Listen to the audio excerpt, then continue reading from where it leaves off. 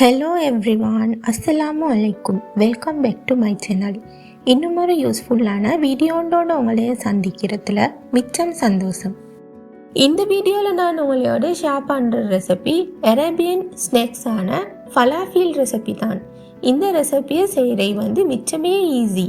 இஃப்தார் நேரத்தில் Betis, role, சம்சா, cutlet இதெல்லாம் செஞ்சு எந்த நேரம் திண்டு சில நேரம் அழுத்தும் போகும். அதே நேரம் இப்படி ஒரு வித்தியாசமான ஸ்நாக்ஸை செஞ்சால் நல்லா தின்னோம், மேலும் கொஞ்சம் டேஸ்ட்டாகவும் மீக்கும். இந்த ரெசிபியை நான் இதுதான் ஃபஸ்ட் தடவை ட்ரை பண்ணி மீக்கிறேன். மாஷா அல்லான்ட்டு எனக்கு இந்த ஃபலாஃபில் ரெசிபி நல்லாவே வந்துச்சு. அதைத்தான் நான் உங்களோட ஷேர் பண்ணுறதுக்கு நினச்சேன். இப்போ வாங்க இதை எப்படி செய்யணுன்ட்டு பார்ப்போம். இந்த ஃபலாஃபிலை செய்கிறதுக்கு நாங்கள் கொண்ட கடலையை ஓவர் நைட் நல்லா ஊற வைக்கணும். இப்போ நாங்கள் சஹர் செஞ்சுட்டு சுபெல்லாம் தொழுந்ததுக்கு போகிறோம். இந்த கொண்ட கடலையை ஊற வச்சா எங்களுக்கு அடுத்த நாள் இதை செஞ்சு கொள்ளையிலும். நானும் அது மாதிரி தான் இந்த கொண்ட கடலையை நல்லா ஒரு நாள் ஃபுல்லாக நல்லா ஊற வச்சு எடுத்துக்கொண்டேன். அந்த ஊற வச்ச கடலை தான் இது பாருங்கள், நல்லா ஊறி வந்திக்குது. நான் இந்த ஃபலாஃபிலை செய்கிறதுக்கு இதுக்கு 1 கப் தான் அன்றைக்கு கொண்ட கடலை எடுத்துக்கொண்டேன். இப்போ ஊற வச்சு எடுத்த கொண்ட கடலையை நல்லா கழுவிட்டு அதில் உள்ள தண்ணி எல்லாம் நல்லா வடித்து இப்போ வேறையா நான் ஒரு பவுலில் நான் போட்டுக்கொண்டேன். அடுத்தது இந்த ஃபலாஃபிலுக்கு தேவையான ஒரு கைப்பிடி அளவு மல்லி இலையும் 2 பெரிய சைஸ் வெங்காயமாக நான் கட் பண்ணி இதில் போட்டுக்கொண்டேன்.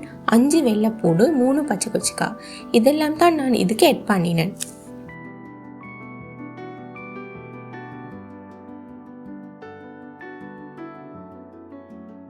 அடுத்ததாக இதுக்கு தேவையான உப்பு, மசாலாத்தூள் 1 டீஸ்பூன், சீரகத்தூள் 1 டீஸ்பூன், மிளகுத்தூள் 1 டீஸ்பூன், 1/2 டீஸ்பூன் மாதிரி கொச்சிக்கத்தூளும் போட்டு இப்போ இது எல்லாத்தையும் நல்லா ஃபைன் பேஸ்ட்டாக இல்லாமல் கொரப்பாக நல்லா அரைச்சி எடுத்துக்கொள்ளணும்.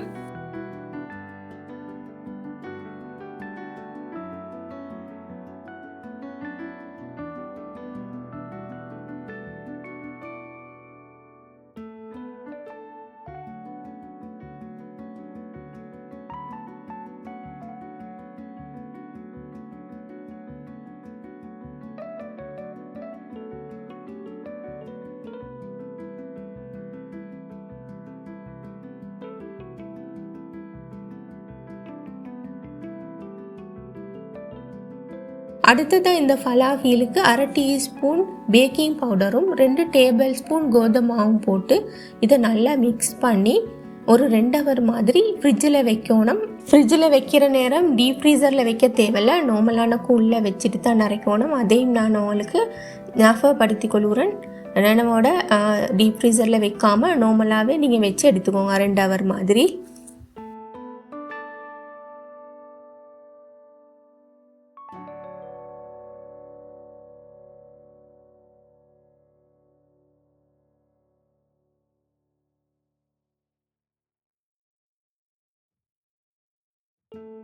இப்போ 2 ஹவருக்கு போகிறோம். ஒரு பேனில் ஆயில் ஆட் பண்ணி ஆயில் நல்லா சூடாவினத்துக்கு போகிறோம். இப்படி நான் காட்டுற மாதிரி வடைக்கு நாங்கள் எப்படி தட்டுவோமோ, அதாவது பருப்பு வடைக்கு மசால் வடைக்கு எப்படி தட்டுவோமோ அதே மாதிரி கையால் தட்டி சின்னதாக போல்ஸ் பிடிச்சி தட்டி பொரிச்சு எடுக்கிறது தான் மிச்சம்.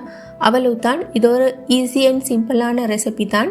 இந்த ஃபலாஃபில ஆயிலில் போட்ட உடனே நாங்கள் பெரட்டப்படாது. ஒரு பக்கம் கொஞ்சம் பொரிஞ்சு வந்ததுக்கு பிறகு தான் நாங்கள் இந்த வடையை மறு சைடு பெரட்டணும். அதே நேரம் நெருப்பையும் மிச்சமும் கூட்டாமல் மிச்சமும் குறைக்காமல் ஒரு மீடியம் ஹீட்டில் வச்சு தான் இந்த வடையை பொரிக்கணும். அப்போ தான் இது உள்ளுக்கும் நல்லா வெந்து வெளியாலையும் நல்லா கிறிஸ்பியாக வரும். ஒருவேளை நாங்கள் நெருப்பை கூட்டி பொரிச்சா மேலுக்கெல்லாம் நல்லா கருகி உள்ளுக்கு பச்சை ஆயிக்கும். அதே நேரம் நாங்கள் நெருப்பை குறைச்சி இதை பொரிச்சாலும் எண்ணெய் குடிக்கும், நிறைய உள்ளுக்கு எண்ணெய் குடிக்கும். அதனால் இதை ஃப்ரை பண்ணுற நேரம் நினைவோட மீடியம் ஹீட்டில் வச்சே நாங்கள் பொரிச்சு எடுத்துக்கொள்ளணும்.